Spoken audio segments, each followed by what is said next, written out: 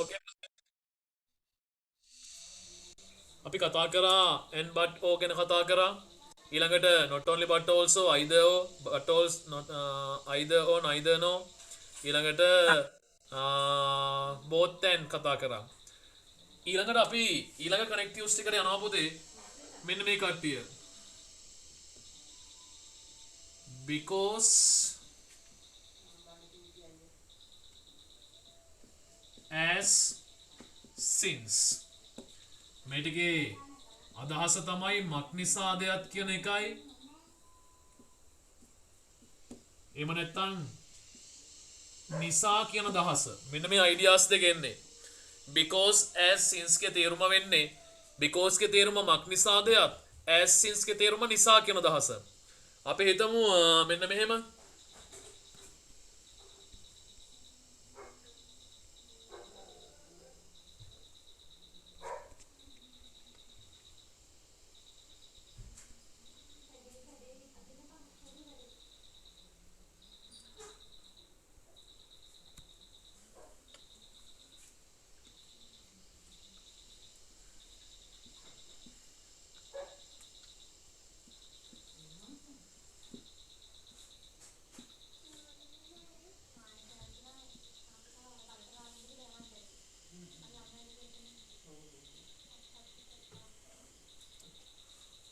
right මෙන්න ඉන්නවා කවිදු Hasaranga right කවිදු was arrested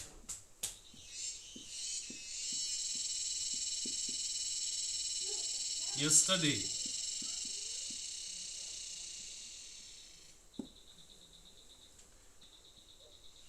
කවිදු was arrested yesterday ඊයේ කවිදුව අත්අඩංගුවට ගනු ලැබුවා. He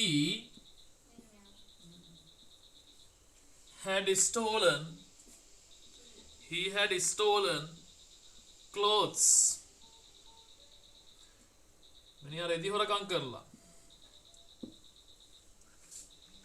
කවිදු was arrested yesterday. කවිදු ඊයේ අත්අඩංගුවට ගත්තා. He had stolen clothes. මට මේ වාක්‍ය දෙක සම්බන්ධ කරන්න ඕනි පැටවුනේ because as since ඔය තුනම එකයි. ඔය තුන එකක් දාලා සම්බන්ධ කරන්න ඕනි. right? මට කියන්න මේ because as since දානවා නම් මේ වාක්‍ය දෙකේ කොහෙටද දාන්නේ? පළවෙනි වාක්‍යයේ මුලටද දෙවෙනි වාක්‍යයේ මුලටද? දෙවෙනි වාක්‍යයේ මුලට. right. ඉතින් අපි මෙහෙම කනෙක්ටිව් එකක් දුන්නොත් සම්බන්ධ කරන්න. මෙහෙම කනෙක්ටිව් එකක් සම්බන්ධ කරන්න දුන්නොත් පැටවුනේ. ඔයා බලන්න මේ දීලා තියෙන කනෙක්ටිව් එකේ තේරුම. තේරුම තමයි නිසා කියන අදහස. මේ තුනේම අදහස නිසා.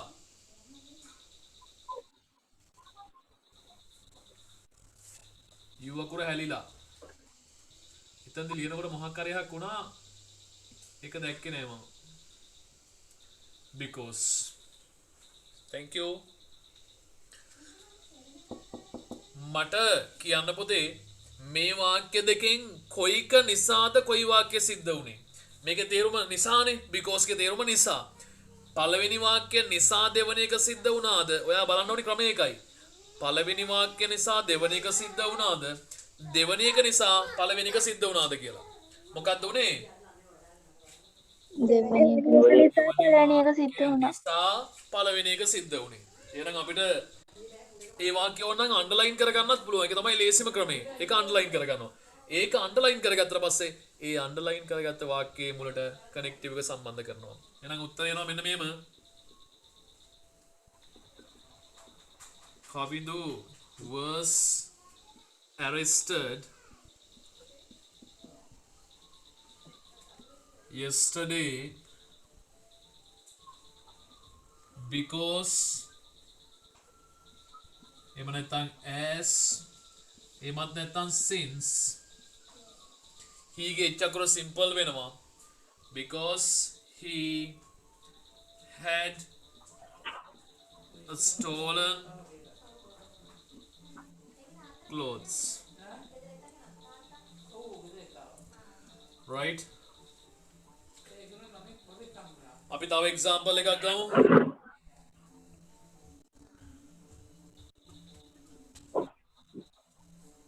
තරුදු මේට් මෝහිනී තරුදුව අයියල ගමේ හතර වටේ ඇවිදින්න ගිහිල්ලා සංචාරන සීමා තියෙන වෙලාවේ හම්බෙලා තියෙන වෙන කවුරුත් නෙවෙයි කාවද? මෙන්න මෙයාව. right? එතකොට මොකද උනේ? he was නෑ තරිදුවව දැක්ක වෙලාවේ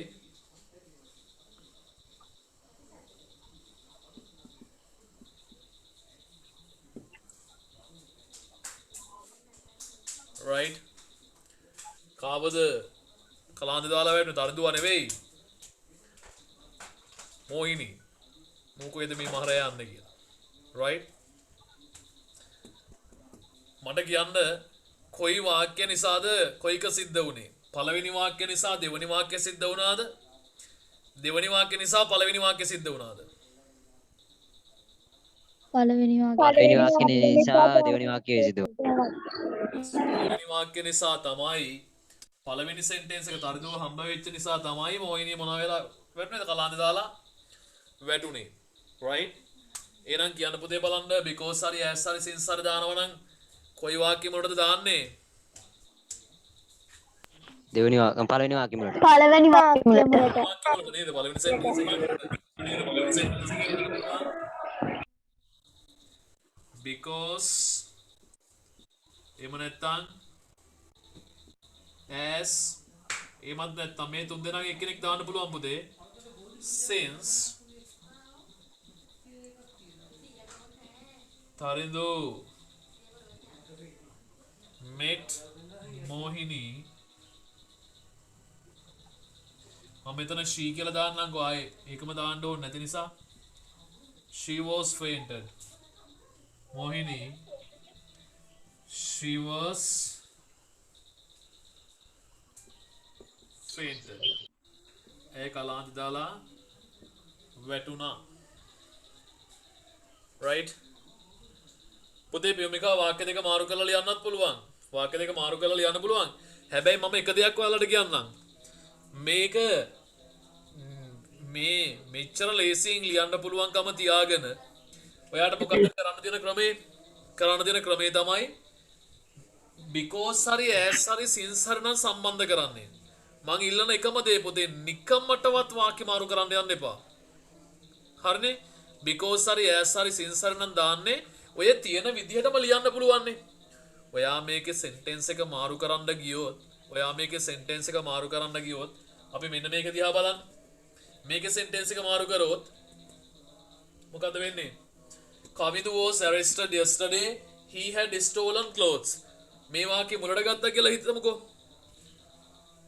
as he had stolen clothes Kavidu was arrested yesterday කිව්වොත් වාක්‍ය වැරදි ඒකට හේතුව මොකක්ද මෙයා මුලට එනකොට මෙයා කවිදු බවට පත් වෙන්න ඕනේ සබ්ජෙක්ට් එක ඒ කියන්නේ පළවෙනි වාක්‍යයේ ප්‍රොනවුන් එකක් දාන්නේ නැති නිසා මෙයා කවිදු වෙන්න ඕනේ මෙයා he බවට නැවත වෙනස් කරන්න ඕනේ අන්න එහෙම වෙනස්කම් ටිකක් කරන්න ඕනේ පුතේ ඒකයි මම කියන්නේ as since දානකොට මුකුත් හිතන්න එපා ඔයා හොයාගන්න කොයි වාක්‍ය නිසාද කොයික සිද්ධ වුනේ පළවෙනි වාක්‍ය නිසා දෙවෙනි එක සිද්ධ වුණාද දෙවෙනි වාක්‍ය නිසා පළවෙනි එක සිද්ධ වුණාද කියලා පළවෙනි වාක්‍ය නිසා දෙවෙනි එක නම් සිද්ධ වෙලා තියෙන්නේ පළවෙනි එක අන්ඩර්ලයින් කරලා යාගේ මුලට as හරි because හරි since හරි දාලා ලියන්න දෙවෙනි වාක්‍ය නිසා නම් පළවෙනි වාක්‍ය සිද්ධ වෙලා තියෙන්නේ දෙවෙනි වාක්‍ය අන්ඩර්ලයින් කරගන්න ඊට පස්සේ යාගේ මුලට දෙවෙනි වාක්‍යයේ මුලට as හරි because හරි since හරි දාලා ලියා ගන්න ඒක තමයි ලේසිම ක්‍රමය හරිනේ right note එක දාගන්න පුතේ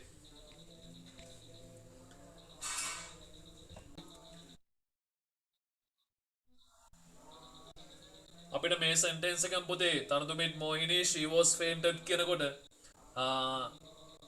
කොයි වාක්‍ය නිසාද කොයික සිද්ධ වුනේ කියලා බැලුවාම පළවෙනි වාක්‍ය නිසා තමයි දෙවෙනි එක සිද්ධ වුනේ ඒ නිසා එයාව අන්ඩර්ලයින් කරගෙන එයාගේ මොකට because හරි as හරි since හරි දාගන්න පුළුවන් අපිට මේක වාක්‍ය මාරු කරලා ලියන්න ඕනි කියලා හිතනොත් මේ මෙන්න මෙයාලා මැදට දාලා ලියන්න ඕනි කියලා හිතනොත් එතකොට තමයි පුතේ ලියන්නේ මේ වාක්‍ය ගන්නවා මුලට she was fainted කෙනෙකුට she was fainted කියලා කියන්නේ නැහැ ඒකට හේතුව තමයි මොකක්ද වාක්‍යයේ මුල පළවෙනි වාක්‍යය ලියනකොට නම ලියලා තමයි දෙවෙනි වාක්‍යයෙන් තමයි pronoun එක පාවිච්චි කරන්නේ ඒ නිසා මේ ඇය කියලා කියන්නේ මොහිනීනේ Mohini was fainted කියලා දානවා as because since මක්නිසාද තරිඳු made තරිඳුට මුණ ගැවුණා ඇයව right she ගේ object pronoun එක her බවට පත් වෙනවා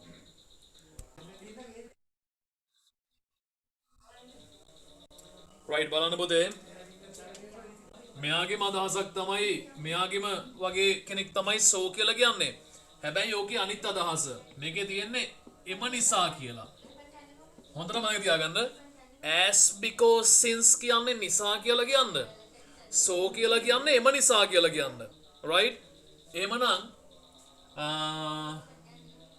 example එකක් ගමු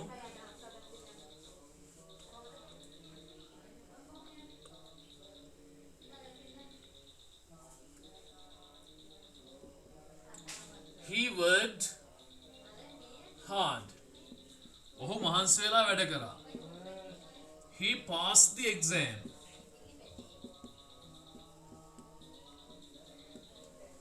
he worked hard ඔහු මහන්සි වෙලා වැඩ කරා ඔහු විභාගයේ සමත් වුණා මට කියන්න බැට වුණේ එම නිසා මොකක්ද සිද්ධ වුණේ මේ වාක්‍ය දෙකෙන් මොකක් හරි එකක් වෙලා මේකේ තේරුම තමයි එම නිසා සිද්ධ වෙච්ච වාක්‍ය කොයිකද පළවෙනි එකද දෙවෙනි එකද දෙවනි එක දෙවෙනි එක එම නිසා තමයි ඔහු විභාගය සමත් වුණේ එහෙනම් සෝ පාවිච්චි වෙන්න ඕනේ දෙවෙනි වාක්‍යයේ මුලට දාලා මට උත්තරේ කියන්න පුතේ he worked hard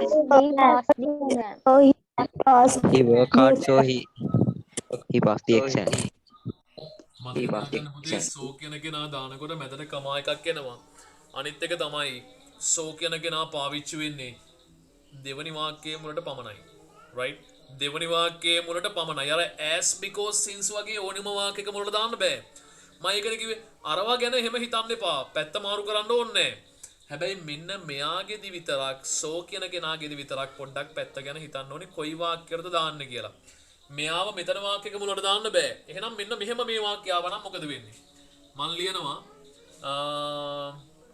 Tashmika worked hard Tashmika passed the exam Tashmika passed the exam he worked hard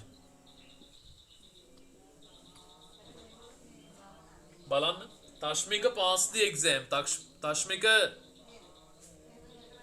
විභාගයේ සමත් වුණා he worked hard ඔහු මහන්සි වෙලා වැඩ කරා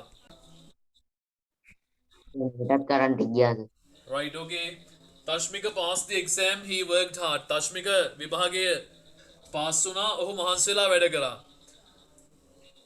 මේකෙදි මට කියන්න පුතේ බලන්න මොකක් එම නිසා සිද්ධ වුණේ පළවෙනි වාක්‍යද දෙවෙනි එකද මොකක් හරි දෙයක් පළවෙනි වාක්‍ය එම නිසා වෙච්ච දේ තමයි මේක පළවෙනි වාක්‍ය yes පළවෙනි වාක්‍ය වෙච්ච දේ තමයි මේක එම නිසා සිද්ධ වෙච්ච දේ තමයි Tashmika විභාගේ සමත් වුණා එහෙනම් අන්ඩර්ලයින් වෙන්න ඕනේ සෝදාන්න අන්ඩර්ලයින් වෙන්න ඕනේ පළවෙනි වාක්‍යය ඔව් පුතේ වීඩියෝ එක දානවනේ කරන්න ගියා ඔව් පාඩම කරන වෙලාව කරදර ගන්න එපා වීඩියෝ දානවා Tashmika passed the exam Tashmika විභාගයේ සමත් වුණා එම නිසා ඒ කියන්නේ මේක වුණා එම නිසා සිද්ධ වෙච්ච දේ තමයි පළවෙනි එක එම නිසා සිද්ධ වෙච්ච එක තමයි පළවෙනි එක හරිනේ ඊළඟට එහෙනම් තියෙන ප්‍රශ්නේ තමයි සෝ මම කිව්වා පළවෙනි වාක්‍යයේ මුලට දාන්න බෑ කියලා නේද සෝ කෙනෙක් කෙනා ඉන්න ඕනේ දෙවෙනි වාක්‍යයේ මුලට ඉතින් මොකද කරන්නේ දැන් අන්න